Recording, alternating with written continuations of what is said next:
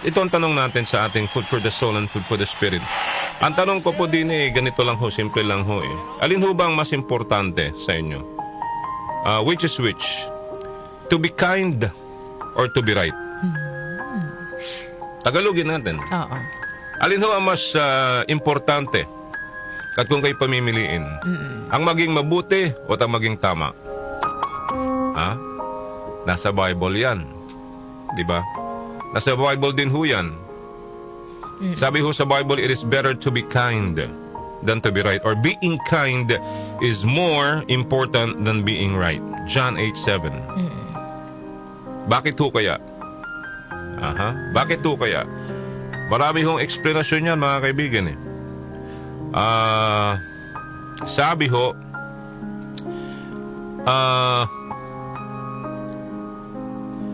being right may feel satisfying in the moment.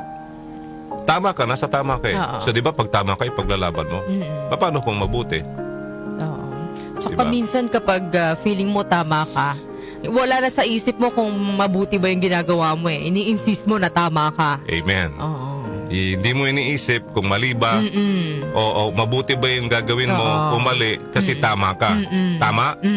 At minsan, yung pagiging tama mo, yan ang nagpo-push away sa mga tao. Correct. Tama? Correct. Sabi nga niya, kindness fosters understanding, empathy, and connection. In many situations, sabi ho dito, prioritizing kindness can create a more supportive environment and help resolve conflicts more effectively. Amen? Amen. Dan tama. Kasi kung tama ka, syempre, batas mo yun Di ka mapatalo. Di ka papatalo. Ipupush mo yan. So magkakaroon ng argumento. Kasi yung kabila, tama rin. Oo. Pero kung mabuti ka, magpapaubaya ka. Amen? Amen. Alright, sige. Sabi rin po, sometimes it's better to be kind than to be right. We do not need an intelligent mind that speaks, but a patient heart that listens. Sabi nga nila minsan, it's better to listen Diba? Minsan, mas maganda raw hong marunong tayong makinig. Kaya nga diba sa Kongreso, puro hearing. Tignan nyo ano nangyayari. Tama? Puro hearing. Pero nagkakaroon ng talking, hindi nagkakaintindihan. Amen? Amen. Pero kung pare-pareho lang sanang makinig, nagsalita ka, papakinggan kita, pagsasalitain mo ko, papakinggan mo ko. Hindi mo ako dapat, habang nagsasalita ako, ibabatin ka. Na doon nag-uumpisa yung pagtatalo at hindi pagkakaintindihan. You will not be punished for your anger. You will be punished by your anger. Amen? Tandaan, you will be punished. You will not be punished for your anger. You will be punished by your anger. Anong ibig sabihin po nun? Sa sobrang galit mo, ikaw ho yun ikaw ho yung sabihin na ho nating lalong nagkakaproblema, nagkakasakit. Ikaw yung talunan. Diba? Dahil sa galit mo The more na sa galit mo, nakakagawa ka ng di maganda. Yeah. So, parang ikaw din talaga yung mapapunish. Alam niyo ho, the best example of this kindness than tama. Merong story, partner.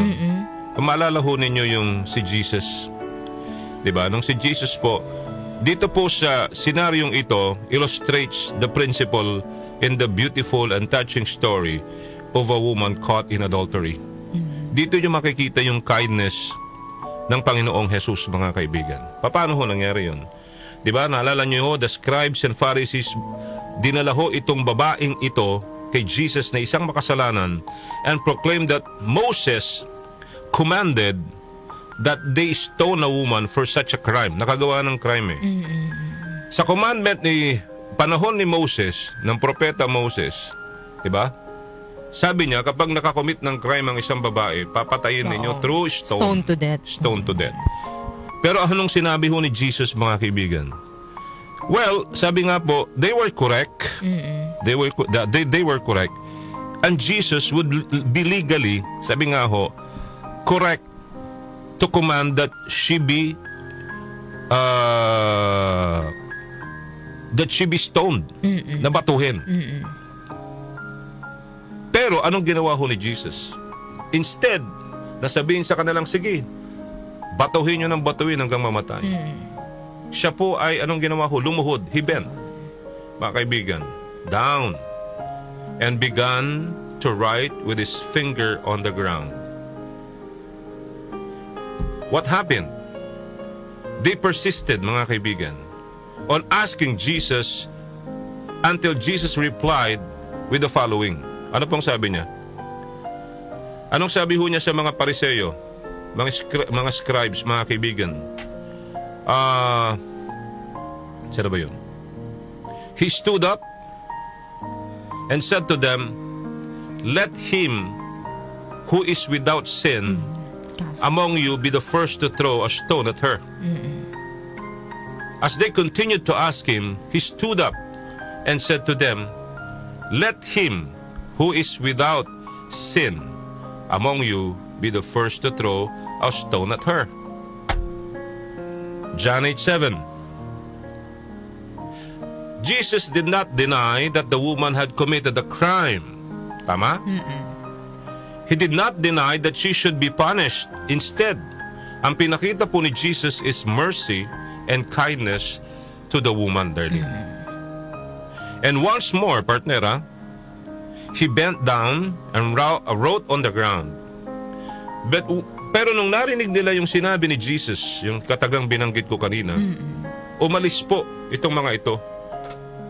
Beginning with yung mga matatanda, mga Pariseo, Skriba, at naiwan po si Jesus alone with the woman na makasalanan, standing before him. And then Jesus stood up and said to her, "Woman, where are they?" Nasaan sila? "Has no one condemned you?" Tinanong niya yung babae. Anong sagot ng babae? "No one, Lord." So Jesus said, "Neither do I condemn you." Kaya sabi niya, "Go, and from now on, sin no more." Amen? Amen. Dito po, pinapakita ho ni Jesus, mga kaibigan, yung pagiging mabuti, pagiging tama, at pagiging maawain, merciful. Pinakita niya ho dito yung tatlo. Amen? But of course, only God is able to perfectly do all. Alam natin yun.